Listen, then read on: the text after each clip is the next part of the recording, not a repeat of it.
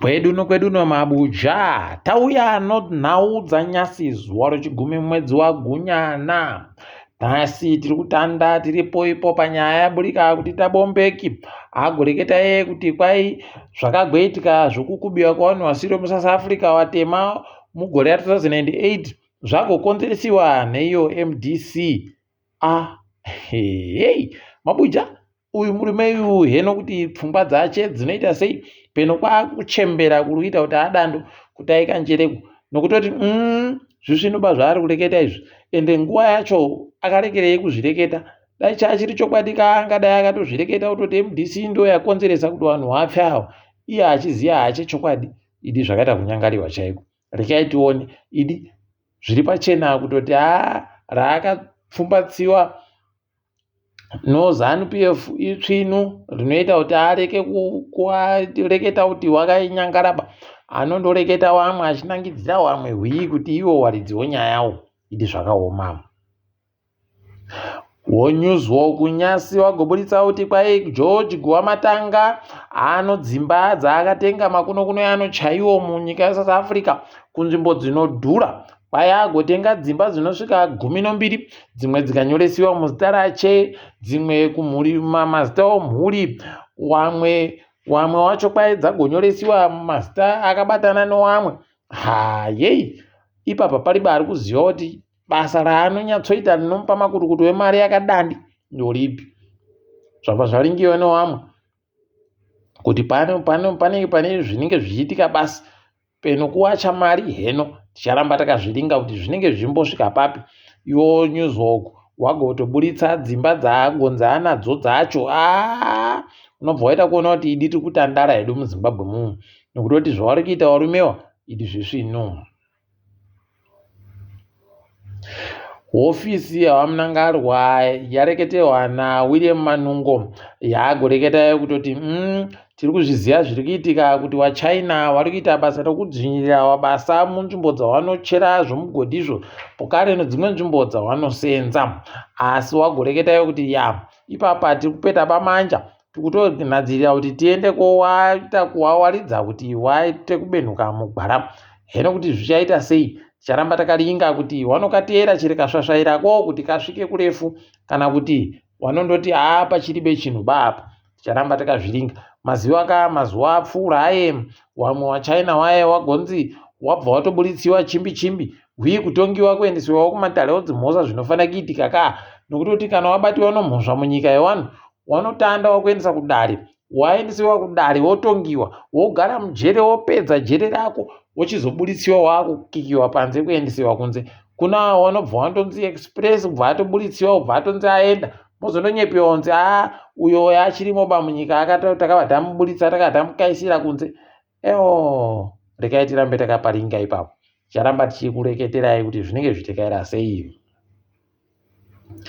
Namatai Kwekweza ari kureketai kuti komana zviri kuitika zvinohwadza kuti ndakaivhiringidziwa fani ndikasungiwa ndikaitiwa sei ndikakubiwa ndikavhiringidziwa, asi mweya wangu wachakasimba chaizvo kuti tirambe tichienderera mberi nokuhwira rusununguko pokare nekodzero dzowanhu.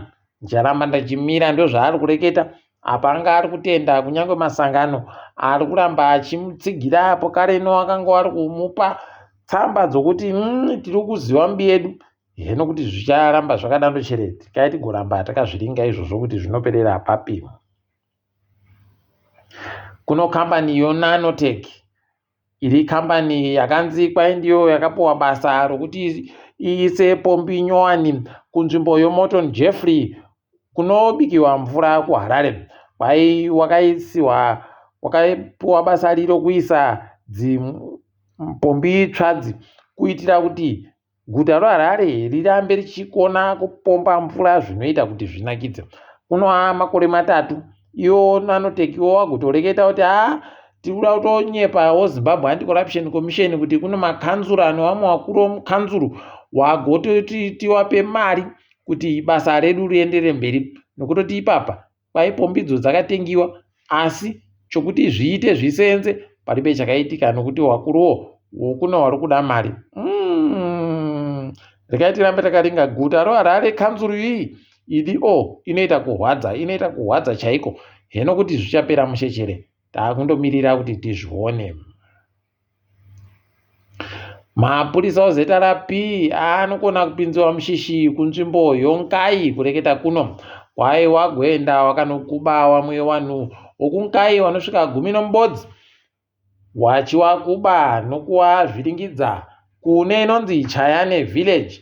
Wakomana pakanyangaritsa apo. Ipapo vamwe wavo wagotokaisiwa imbwa chaidzo kuti dziwavhiringidze. Kuno magweta anoita kodzorodzo wanhu weZimbabwe Lawyers for Human Rights wapindira nyaya yacho. Wakutoreketa ipapa kutoti mapurisa tinyepei kuti muri kuita sei newabi yenyu wakaita zvakadarizvo. Apa kwai vanhuwo wagokubiwa nomhonya wachiimbisiwa dzimbodzo pasichigaredzo nguva yehondo.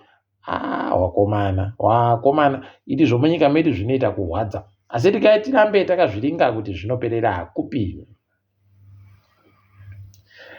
Owen Mudhancuve agobudika muvhidhiyo achireketa kutoti izvezvi haiwa kwai matunhu ese eZANU-PF ari munyika mese akabvumirana kuti hwamunangarwa hwacharamba waripo kupfuura 2028 kwai kusvika 2030. Hei wari kuimba kuti murume uyu anenge achiri mupenyu kusvikira 2030. Regai tizvione kuti achinoma mumakore chere ticharamba takaparinga ipapo. Wanokangamwa kutoti ukararama nokubira vamwe newe uchabirwawo. Regai tirambe takazviringa izvozvo kuti zvinoperera papi. Panonetsa John Mangunja kwai agovisa wanhu kuti watungamire kambani hurumende dzakaita soZESA, POSB nodzimwe. KuZESA kwaisiwa vanosvika 10 asi Sydney Gata aramba andoripo ipapo. Kwai kutoenda paari kwatokukwira Gata chaiko. Regai tirambe takazviringa. KuPOSB kwaisiwa vamwe vanomwe. Ticharamba tichikunyepai kuti zvimwe zvinenge zviitika. Kwai makambani ese haari pasika apo iyo mutapa. Regai tione kuti ichatapa kusvikira papi. Tinenge tichikunyepai mabuja kuti zviri kutekaira sei. Wobato roCCC wari kufara kuti mbi yavo Darlington Mudzonga kwai apuwa bhero nyasi rwamazana 200 mari yokuAmerica. Regai tione kuti zvinotekaira sei ipapo. Tinenge tichikunyepai kana zvaburika.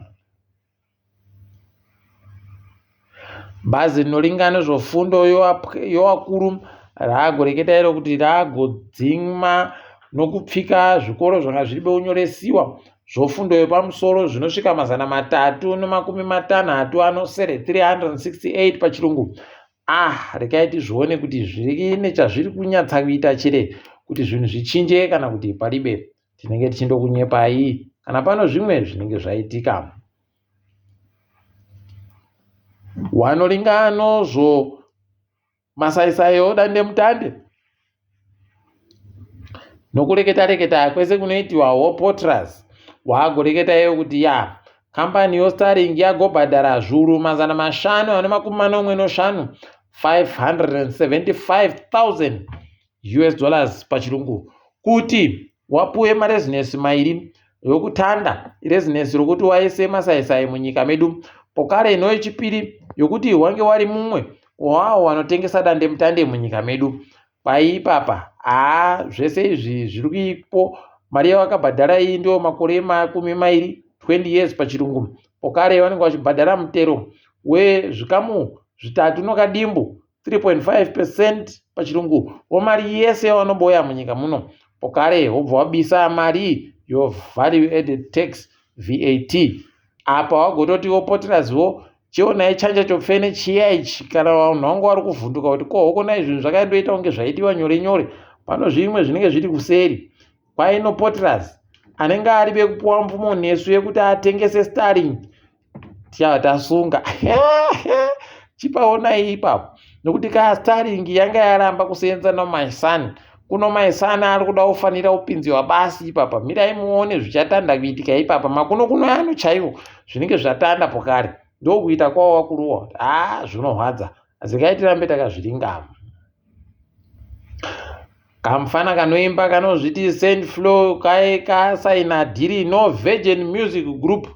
Aiwa tikuti makorokoto tati taziva pakuti dhiri racho njorei kana kuti dhiri racho rinenge ichiitwa nozvei. Tinenge tichikunyepai kana paino zvimwe zvinenge zvaburika. Uku Fidelity wanotenga goridhe munyika wagoti iwo mwedzi watabvayu wakaunziwa makirogiramu wogoridhe anoita zviuru 3.4 3400 kgs pachirungu. Kwai yakatoingidzira anosvika mu30 kubva muzana 36% pachirungu kubva mumwedzi wakakunguru. Tikuramba tichitenda ipapa. Kwai wanoita zvokuunga goridhe wari vanhu vaduku wakaunza goridhe rakawanditsa rakasvika zvikamu 80 oizvo goridhe rakaunziwa rei. Tikuramba tichizvitenda izvo. Chikwata choZimbabwe chatamba nyasi nochikwata choKameruni. Heno kuti tofara chere kana kuti totsamwa. Paribe kagoedza mumwe, paribe zvimwe zvese nyange mukatamba mukadini, asi bhoraro mukatadza kugoedzana, paribe zvamunenge muri kuita kutamba nonguwa. Kunorekai tizvione ipapa kuti zvichasvika papi zvakadandi. Toringa dziri kuitika pasi rese.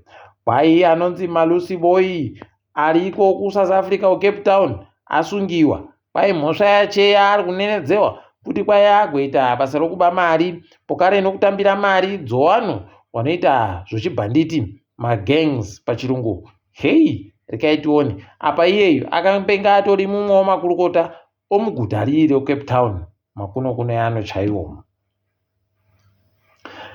Gurukotaro zvinoitika munyika yeSouth Africa ragotonyorerawo kumaguputa kuti tinyepei, nyorai muchitinyepa kuti toramba chere takakuisai sowanhu womunyika yedu, kana kuti tokubisai moramba muri wanhu wasiri womunyika medu.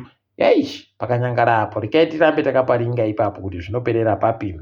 Uku kuTanzania kuno mumwe mukuru mumapato anopikisa aoniwa akapfa. Paribe ari kuziva kuti chii chaitika kwaari, asi agonzi kwai anga akadiriwa poizeni chaiyo usu hwache.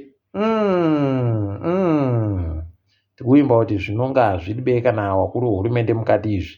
Rekai tigoramba takazviringa.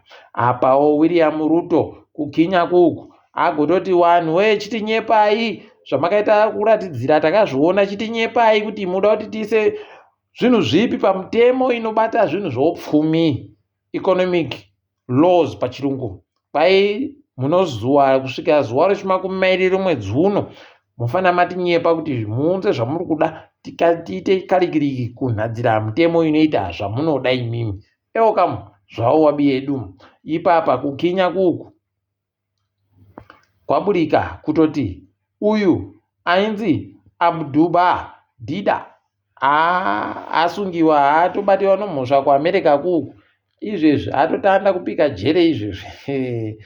Amba nako zvizivawo komana kuti zvinhu zvinodari ili rekai zvinzi upenyu ivhiri chokwadi.